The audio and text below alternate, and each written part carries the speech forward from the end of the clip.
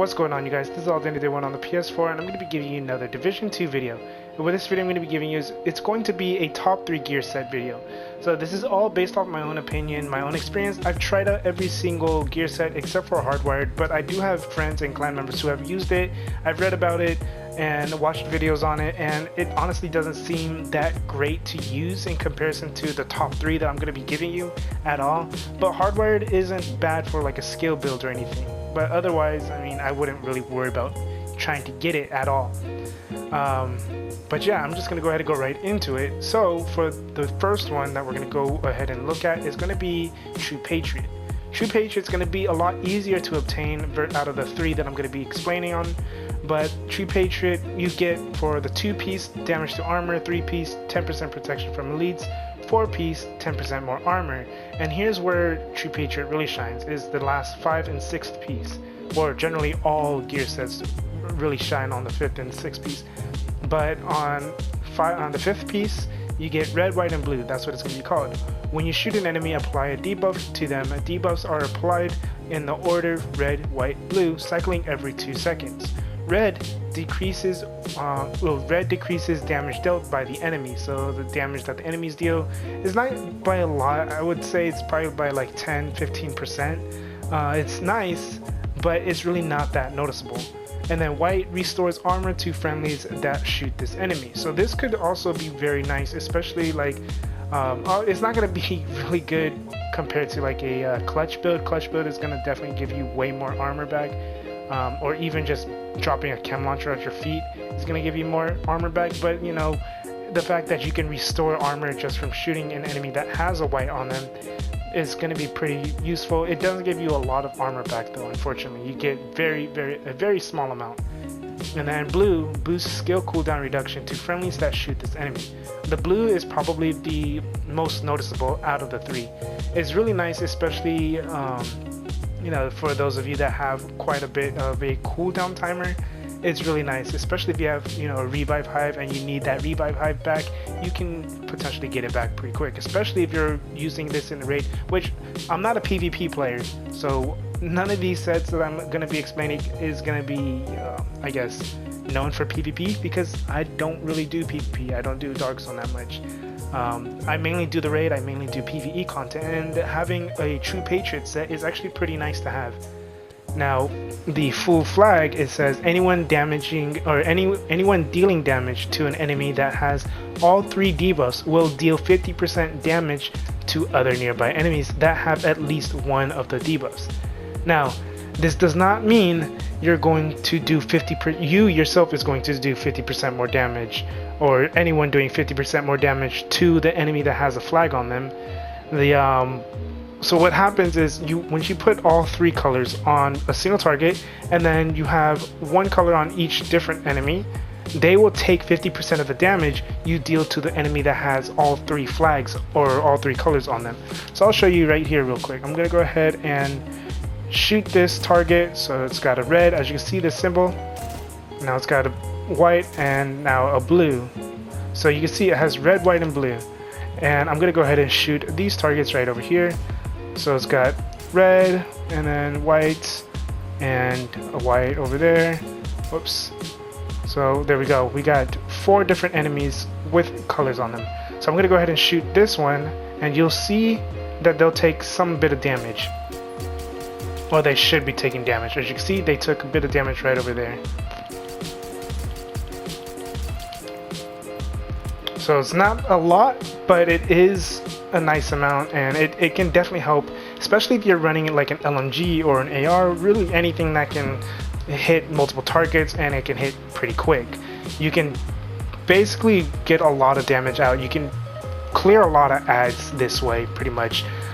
Just marking multiple enemies and then marking one enemy that has a lot of health, potentially a lot of health, and then just everyone burning down that one enemy with all 3 flags on them.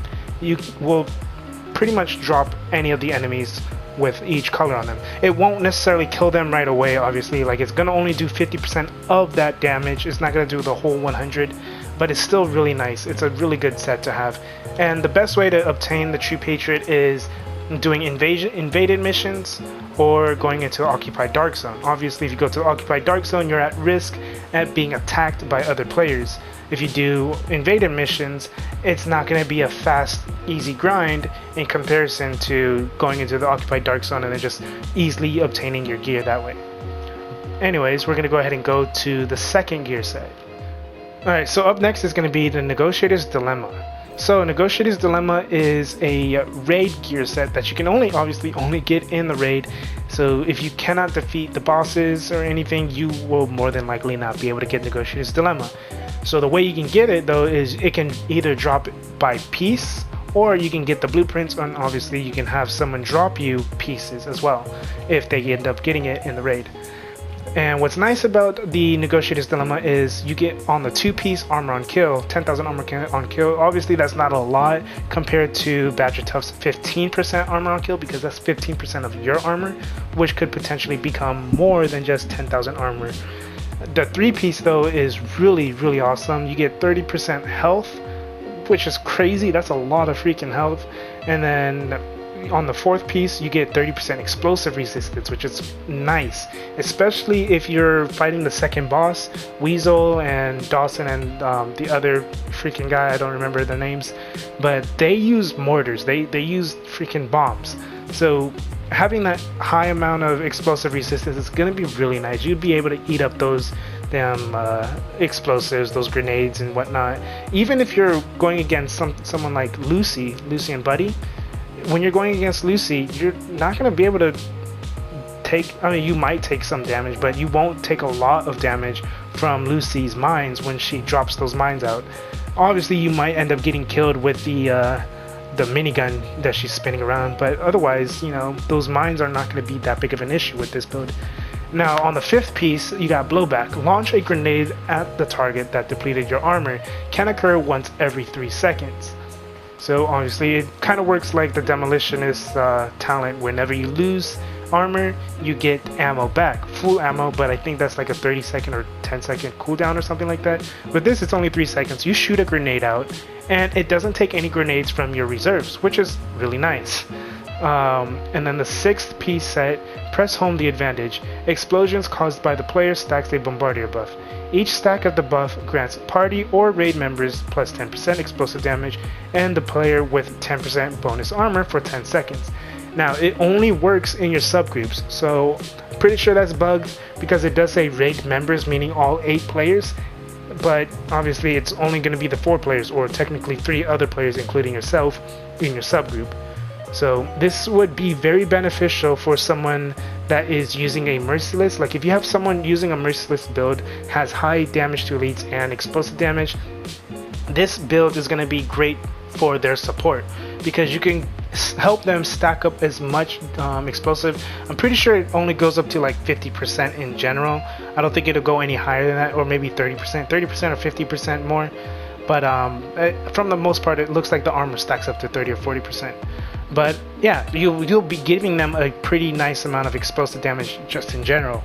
But aside from that, you know, I think where the Negotiator's Dilemma really shines is the first 3 of its perks, or even the first 5 or first 4 of the actual gear perks. So you have the armor on kill, health, explosive resistance, and then the launcher grenade at an enemy whenever your armor is depleted for 3 seconds. I mean, to me it sounds all really good. I even tested them out and it also was really nice. So I'm going to go ahead and show you at the shooting range dummies on what the stacks will generally look like. You're not going to see a number or anything, but you'll just see a symbol on the bottom of the screen. So as you can see, there's an explosive symbol on the bottom, which means you're going to be giving your team a buff. And there's a timer. Like I said, there is no actual indicator on how many stacks you can get though. So you can just keep this going with the merciless as well if you'd like, or you can even throw out cluster mines so that way you can hit multiple targets as well, adding more stacks. And then, but yeah, I mean that's pretty much it though with this build. It's very nice. It's kind of easy to survive with it as well because you're able to just keep your shield up for quite some time. As you can see, it looks like it's only about maybe 25, not 25, maybe about 30% of my armor it was increased. But yeah, like I said, this is a pretty nice set. If you can go for it, I would highly recommend going for it. So the last one is going to actually be for Aces and Eights. So Aces and Eights is obviously going to only come from the raid as well, just like Negotiator's Dilemma, and the bonuses you get from it also is only going to affect your subgroup. So if you're in subgroup 1, your bonuses is only going to affect subgroup 1, not both groups. So that, pretty sure that's bugged out like I mentioned already. But anyways, I'm going to go ahead and read all of the attributes and everything you get from it. So you get weapon handling, accuracy, and marksman rifle. So 20% weapon handling, 20% accuracy, and 10% marksman rifle damage. These are really nice, and obviously it shows that it's going to be meant for marksman rifle builds. Now you also get a talent, or I guess perk, called Dead Man's Hand. Flip a card by shooting an enemy with your marksman rifle. Headshots flip 2 cards. Full House increases clip size by 100%, so you basically double the amount of your clip size for 10 seconds. So if you have someone using an LMG, they're gonna, if they have 100 rounds, they'll get 200 rounds. And when the next update releases, when the gunner releases, they'll have up to 150 rounds by itself. So they'll get that increase to 300. That's gonna be insane. And then you have Four of a Kind, which grants 30% bonus armor for 10 seconds. Which means if you have someone using Negotiator's Dilemma, they get their armor buff up to their 30%, and then you get this one, you get Four of a Kind, they'll be having 60% bonus armor. And if they have a high amount of armor, that's going to be even more crazy. And it's going to last for 10 seconds, obviously. Aces and Eights grants the next 5 bullets 100% damage. So clearly Aces and Eights seems like it's going to be most beneficial for someone either using a shotgun, marksman rifle, or a rifle. It's not going to be very beneficial for anyone using an LMG, AR, SMG, or a pistol. I mean, pistols generally most people won't do well with. I mean, I wouldn't say do well with. I guess if you have a pistol build, it'll do good. But yeah, Aces and Eights, I feel like it should have just made it to where in the next, or within 5 seconds, you get 100% damage. But I guess that could have been pretty OP as well. Now for the 6th piece set, you're going to have, it's basically applying these the Dead Man's Hand perks to your whole party members. So effects of Dead Man's Hand are applied to all of your party and raid members. Obviously, raid members is not all of them are going to benefit from it. Like I mentioned, only your subgroup. And my attributes are all not what I want them to be. So what I would highly recommend is try to build up the marksman rifle damage to 10 to 12%. On this, try to get your damage to elites pretty high, like 30%, 40, 50% would be really, I guess, the most ideal, since this is the only place you'll get damage to elites aside from these 2 pieces or these 2 weapons. Backpack weapon damage is probably the most ideal thing to get leveled up, and then weapon damage on this chest piece as well. I got lucky with it giving me 43k health, and then I guess crit chance or cooldown reduction would be the most ideal thing to spec into on this one. I know I didn't talk about the attributes on the last 2 sets, but you know, it's whatever. Anyways, I'm gonna go ahead and show you what it looks like. So as you can see on the bottom of the screen, I have 5 cards active. So there's 3 Ks and 2 5s, and I believe, I don't exactly remember what that perk would have been. Actually, I think that would have been Full House. Yeah, it would have been Full House. But Four of a Kind, so if you get Four of a Kind, it would be 2 or 4 cards that are pretty much the same. And then Aces and Eights would be 2 A's and 2 8s. So I'm going to go ahead and just show you what they would look like. So as you can see, one of the cards flipped, and then another one. This is more than likely going to be, what is it called, Full House. So if you see a 5 and a K, then you'll know that's Full House. And then you can let your team know that you're going to have Full House proccing pretty soon. So they should reload their weapon and, you know, get ready.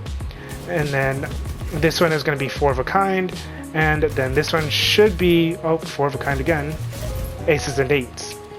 So you obviously won't be able to have the same card active at the same time, but you know, you can keep shooting and you can technically have all 3 different perks active all at once, which is really nice, really unique. In my opinion, it's probably this is what makes this set amazing.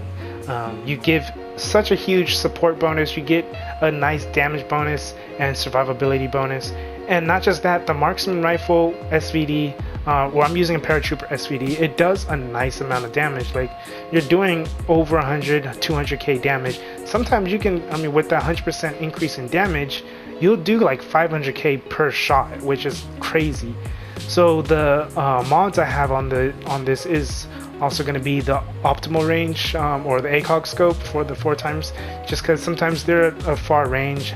Normally I would pull the hollow sight on, but I wasn't worried about it too much, and then I decided to throw on the accuracy. But then, you know, I just said I'm just gonna throw on the ACOG scope. It's just a lot easier, and then I don't have a increase extended mag or anything. I don't know if there is an extended mag for the rifles or marksman rifles.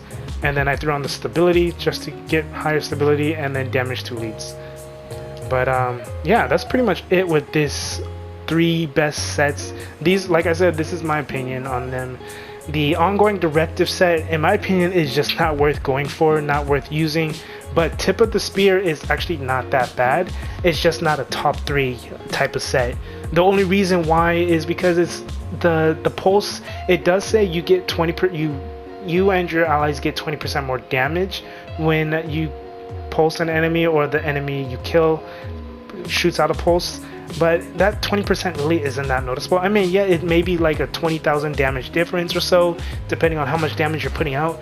Maybe if you have allies that have spotter mask, and then you are using tip of the spear, and then you pulse the enemies, they'll also get the spotter to proc, plus you having tip of the spear proc, so they get 40% more damage for that 10-second duration, which could be really useful. But in my opinion, tip of the spear isn't really that great when in comparison to the 3 that I had already mentioned. But anyways, that's pretty much it with this video. If this helps you out, go and leave a like, comment, subscribe. If you haven't already, go ahead and comment on which set you prefer using the most. I would like to see everyone's different opinions. I'm always open to listening. But yeah, that's pretty much it. This is all Danny D1 on the PS4. Have a good day, good night, and peace.